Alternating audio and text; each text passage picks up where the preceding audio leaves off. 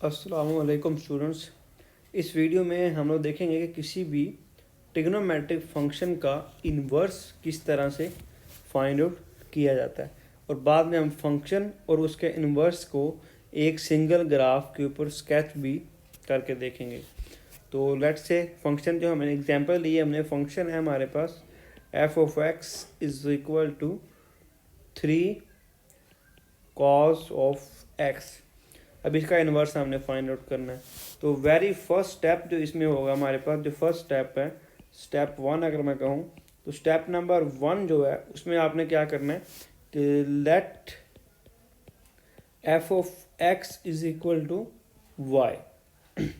तो we can write it as y is equal to 3 cos x. उसके बाद step number 2 जो है हमारे पास, उसमें क्या करोगे आप कि रिप्लेस कर दो, रिप्लेस एक्स विथ वाई। कि किसी भी फंक्शन का इन्वर्स आप इस तरह से फाइंड आउट कर सकते हैं इस मेथड के थ्रू। तो एक्स को वाई से रिप्लेस कर दें तो X is equal to 3 cos Y, यानी कि जहाँ जहाँ पे एक्स है वहाँ पे वाई कर देना आपने। उसके बाद स्टेप 3 क्या होगा, स्टेप नंबर 3 में क्या करना आपने, solve the equation for y। तो वो क्या होगा, इसमें से हमें y फाइंड करना है। तो हम लिख सकते हैं इसको x over 3 is equal to cos of y। हमें y चाहिए तो cos लेफ्ट साइड पे आगे क्या हो जाएगा जी, cos इनवर्स x बाय 3।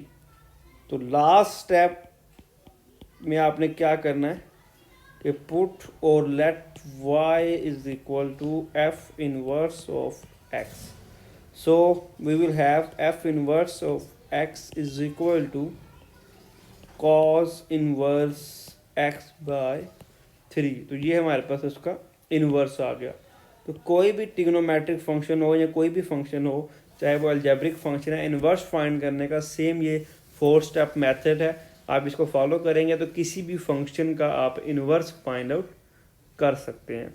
अब इन्वर्स फाइंड करने के बाद अब हमने क्या करना है कि जो हमने इन्वर्स फाइंड आउट किया है उसमें जो फंक्शन है और उसका जो इन्वर्स है उसकी डोमेन और रेंज भी हम देख लेते हैं कि वो क्या होगी। तो सिंपली मैं यहाँ पे लिखता हूँ कि कोस जो है हमारे पास, कोस की जो डोमेन है वो हम लोग क्या लिखेंगे कि इसकी जो डोमेन है वो हमारे पास ऑलवेज क्या होगी, फंक्शन की जो डोमेन है वो है जी negative infinity to positive infinity. ये आगे इसकी डोमेन आ जाएगी, ठीक है। और जो रेंज है, अगर रेंज है तो हम प्रीवियस वीडियो वाला अगर आपको याद हो फार्मूला, तो वर्टिकल शिफ्ट प्लस एम्पलीट्यूड किया जाता है। तो इसमें कोई भी चीज़ प्लस नहीं हो रही फंक्शन में, तो इसमें हमारे पास वर्टिकल शिफ्ट कोई भी नहीं, जस्ट एम्पलीट्यूड है। तो 0+3 एंड 0-3। तो -3 से +3 तक इसकी क्या आ जाएगी जी, रेंज आ जाएगी। अगर आप उसी प्रीवियस वीडियो में को यूज़ करो तो हमारे पास जो फार्मूला था a cos bx plus c plus d, इससे कंपेयर करके आप इसकी रेंज फाइंड आउट कर सकते हैं। मगर रेंज का फार्मूला जो -3 हमारे पास आया वो कैसे आया, वर्टिकल शिफ्ट माइनस एम्पलीट्यूड, और ये आया जी वर्टिकल शिफ्ट प्लस एम्पलीट्यूड। और वर्टिकल शिफ्ट डी की वैल्यू से आता है और डी क्या था हमारे पास 0। तो हमारे पास क्या कहते हैं, you can write it as 0 minus a की वैल्यू कंपेयर करो अगर आप इस इक्वेशन को, तो ए की वैल्यू 3 आ रही थी। तो 0 माइनस ए फॉर 3, इस तरह 0+3, तो यू विल गेट -3 एंड +3। तो वो आपने इसकी रेंज लिख दी। अब जब फंक्शन की रेंज लिख लेते हैं तो इन्वर्स की रेंज लिखने में कोई प्रॉब्लम नहीं होती। ये जो हमने डोमेन और रेंज लिखी है ये किसकी है जी, एफ ऑफ एक्स की है। अब जब एफ इन्वर्स की आप फाइंड आउट करना चाहेंगे तो that is pretty straight forward. F inverse of x क्या होगा कि जो फंक्शन की डोमेन थी वो इन्वर्स में आगे क्या बन जाती है, उसकी रेंज बन जाती है। तो रेंज क्या हो जाएगी इसकी, अब वो नेगेटिव इन्फिनिटी से पॉजिटिव इन्फिनिटी हो जाएगी। और डोमेन जो है वो क्या आ जाएगी थी इसकी, -3 to 3 क्लोज इंटरवल। तो ये आप देख सकते हैं कि जब आप फंक्शन की डोमेन फाइंड कर लेंगे तो वो इन्वर्स में जाके उसकी रेंज बन जाती है, और जो फंक्शन की रेंज होती है वो इन्वर्स की डोमेन बन जाती है। तो इसको यूज़ करते हुए हमने फंक्शन की डोमेन रेंज फाइंड कर ली और फंक्शन के इन्वर्स की भी डोमेन रेंज हमने स्ट्रेट फॉरवर्ड लिख दी।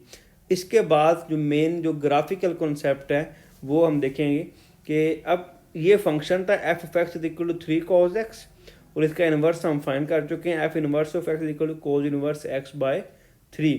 अब इन दोनों को हमने स्केच करना है on a single X Y plane, और इंक्रीमेंट हमने लेना है पाई बाय 6 जो कि हमें गिवन है, इसी को हम यूज़ करेंगे पाई बाय 6 को।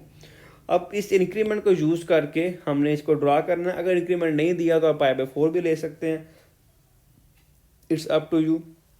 हमने पाई बाय 6 लिया, इन्वर्स वालों के लिए कन्वीनियंट है कि जितना छोटा आप इंक्रीमेंट लेंगे उतना प्रिसाइज ग्राफ आपके पास ड्रा होगा। तो सबसे पहले हम cos 3x का ग्राफ ड्रा करने के लिए हम क्या करेंगे कि एक्स और वाई टेबल बनाएंगे, टेबल की टेक्निक को फॉलो करेंगे।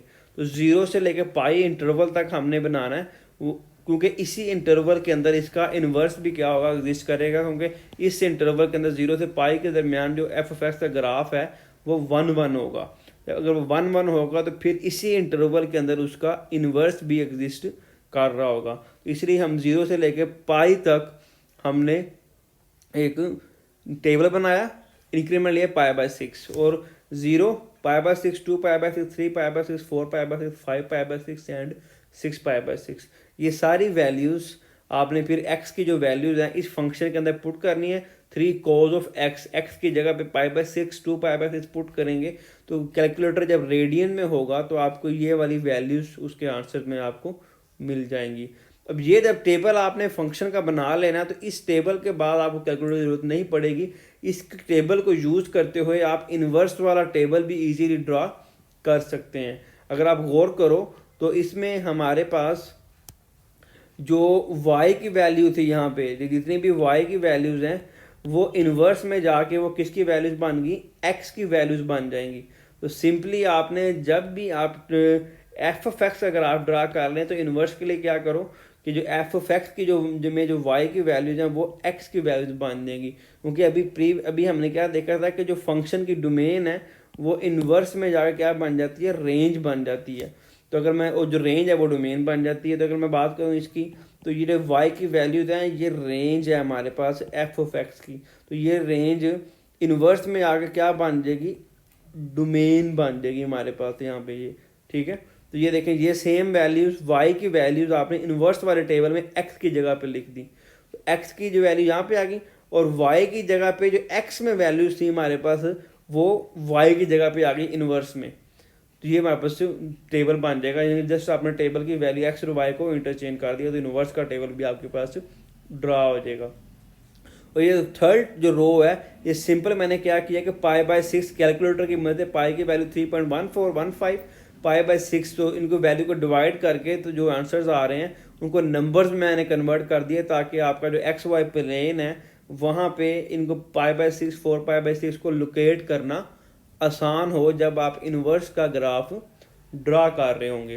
तो अब हम ग्राफ की तरफ जाते हैं टेबल की। आई होप सो कि आपको समझ आ चुकी होगी। तो जब हम ग्राफ पे जाएंगे तो x0 पहला पॉइंट सबसे पहला ऑर्डर पे ये है हमारे पास 0 पे 3, यानी कि 0,3, ये 0,3 x0 और y वुड बी 3।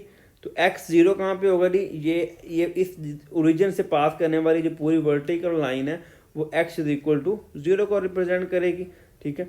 उसके बाद y वहाँ पे क्या था हमारे पास 3 था, तो y3, तो ये पॉइंट आपको मिलेगा पहला लोकेशन आपने ये ओरिजिन में आपने हमने लोकेट कर दी 0,3, तो ये पहला ऑर्डर पेयर आ गया 0,3 यहाँ पे लोकेट होगा।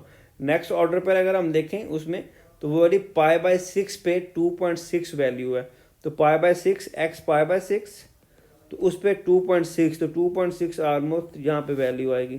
तो पाई बाय 6 पे 2.6 आपने इस तरह से लोकेट कर देना, we will get this second order pair. Next देखते हैं पाई बाय 3, यानी कि 2 पाई बाय 6 पाई बाय 3 होगा सिंप्लीफाई करने के बाद, तो उस पर 1.5 है, तो ये 1.5 नेक्स्ट हमें ये वैल्यू मिल रही है।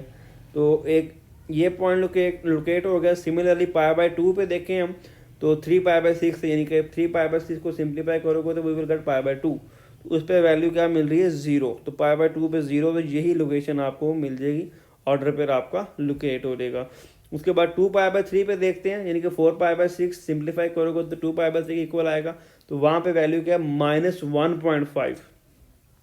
तो 2π/3 पे हमें वैल्यू मिल रही है जी -1.5।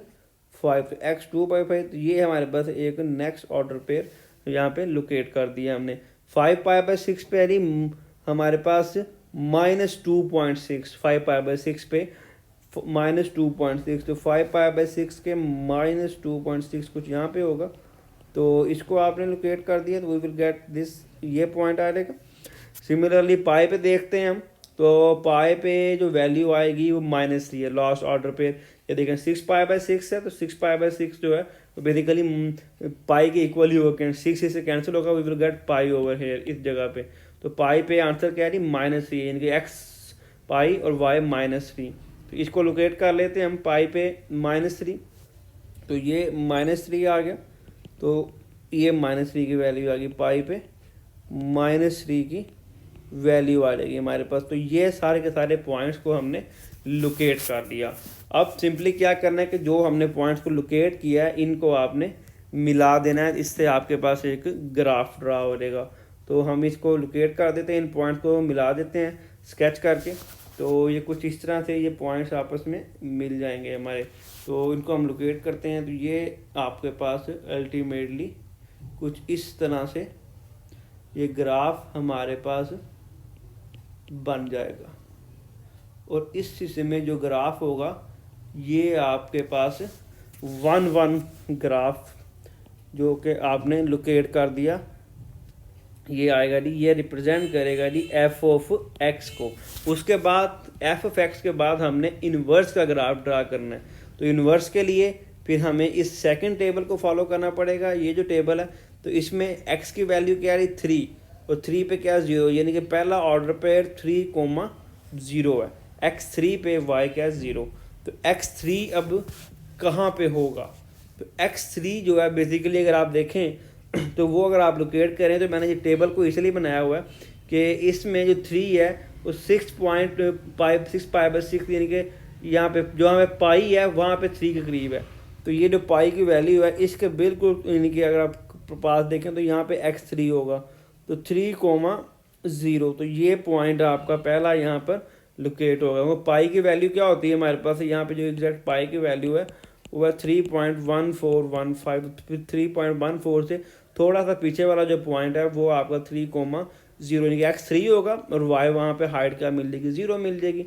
फर्स्ट ऑर्डर पे लोकेट होगा। दूसरे के ऑर्डर पे की बात करें तो वो क्या है हमारे पास x की वैल्यू यहाँ पे क्या है 2.6 और y की वैल्यू क्या है 0.52। तो x 2.6, तो x 2.6 कहाँ पे होगा ऑलमोस्ट हमारे पास, अगर 2.6 की बात करो तो वो कहाँ पे है 5π/6 पे। तो 2.6 ये आ गया x, 2.6 पे 0.5 है, तो ये 2.6 एंड ये y यहाँ पे क्या आ गया 0.5। तो ये हमारे पास सेकंड पॉइंट लोकेट हो गया। उसके बाद नेक्स्ट पॉइंट क्या है 1.5, x 1.5 है और y वहाँ पे क्या है 1.0। अब 1.5 हमने देखना है कि 1.5 कहाँ पे होगा। तो 1.5 ऑलमोस्ट कहाँ पे है 3π/6 पे।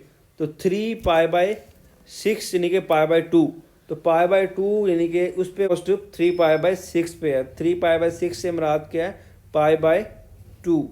तो ये लोकेशन आ गई, तो ये हमें एक पॉइंट मिल जाएगा। उसके बाद x0 पे, x0 के ऊपर y की वैल्यू क्या है 1.57। x0 पे 1.57, तो ऑलमोस्ट ये वाला एक पॉइंट हमें मिल जाएगा x0 पे। उसके बाद x -1.5 है, ठीक है। x -1.5 अगर हम देखें तो -1.5 ऑलमोस्ट आपके पास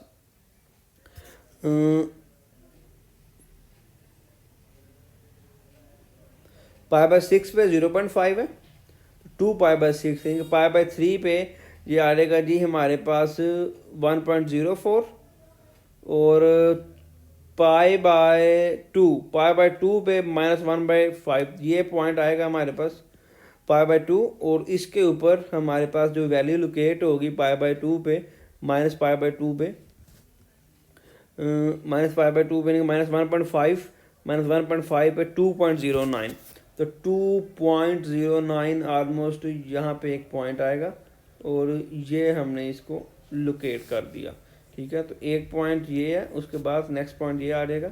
एंड सिमिलरली आगे हम अगर जाएंगे तो -2.6 तो -2.6 कहाँ पे होगा जी? ऑलमोस्ट 5 पाई/6 पे, तो -2.6 भी यहीं पे होगा और इसके ऊपर वैल्यू क्या मिल रही है 2.61 तो वो ये वाला कोई पॉइंट हमें मिल जाएगा। तो ये आपने लोकेट कर दिया और उसके बाद x = -3। ठीक है, तो -3 अगेन वही कि पाई के करीब आएगा जहाँ पे हमारे पास वैल्यू -पाई है। तो ये सारे माइनस में थे, तो -पाई पे जब हम पहुँचेंगे तो यहीं पे आप लोकेट करेंगे तो ये आ गया पॉइंट -3.1 सोन और उस पे वैल्यू क्या है 3.14 तो इससे थोड़ा सा अबव। तो ये एक पॉइंट आपको मिल गया। इनको अब सिंपली आपने स्केच करके मिला देना। तो इनको मिलाओगे तो ये कुछ इस तरह से हमारे पास ग्राफ बनेगा। ये हमारे पास कुछ समहाउ ग्राफ हमारे पास स्केच होगा। तो ये हमने ग्राफ ड्रॉ कर दिया फंक्शन का और उसके इन्वर्स का इस पर्टिकुलर डोमेन और रेंज के अंदर, जिसमें हमारे पास जो f(x) था वो क्या था जी 1 हो रहा था। जहाँ पे वो 1 था उस हिस्से में हमने ग्राफ को स्केच कर दिया। तो ये आपके पास एक उसका ग्राफ कंप्लीटली यहाँ पे ड्रॉ हो जाएगा। तो ये आपके पास का ग्राफ आ जाएगा। अब इसमें अगर आप इन रेड और ऑरेंज ग्राफ को देखो तो जो ऑरेंज ग्राफ है वो -3 से +3 के दरमियान में है, उसकी जो रेंज है।